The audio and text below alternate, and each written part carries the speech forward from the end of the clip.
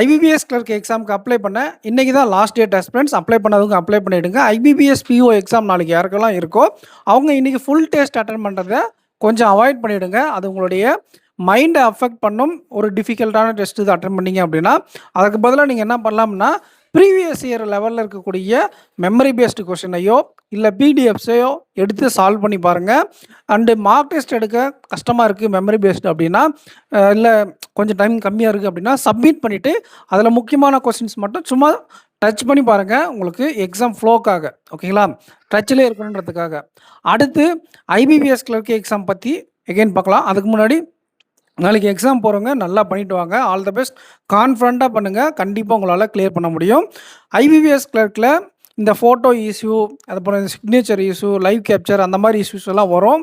அதனால் ட்ரை பண்ணிக்கிட்டே இருங்க. அப்ளை பண்ணுற வரை கிவ் அப் பண்ண வேண்டாம். கடைசி மினிட்ஸ் வரை ட்ரை பண்ணுங்கள்.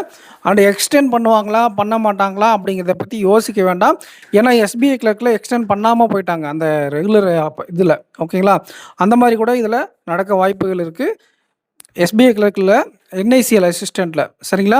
ஸோ ஒரு சில எக்ஸாம்ஸ்க்கு தான் அதை அப்ளை பண்ணுவாங்க தேவைப்பட்டால், எது நிறைய ப்ராப்ளம் இருந்தால் ஓகேங்களா. அதை நம்பி இருக்க வேண்டாம். அப்ளை பண்ணாதவங்க அப்ளை பண்ணிவிடுங்க. நீங்கள் பேங்க் எக்ஸாம் ப்ரிப்பேர் பண்ணுறீங்கன்னா TN bankers academy app utilise பண்ணிக்கோங்க. இந்த வீடியோக்கு லைக் பண்ணிட்டு சேனலை சப்ஸ்கிரைப் பண்ணிக்கோங்க ஃப்ரெண்ட்ஸ். நெக்ஸ்ட் வீடியோவில் மீட் பண்ணலாம். தேங்க்யூ.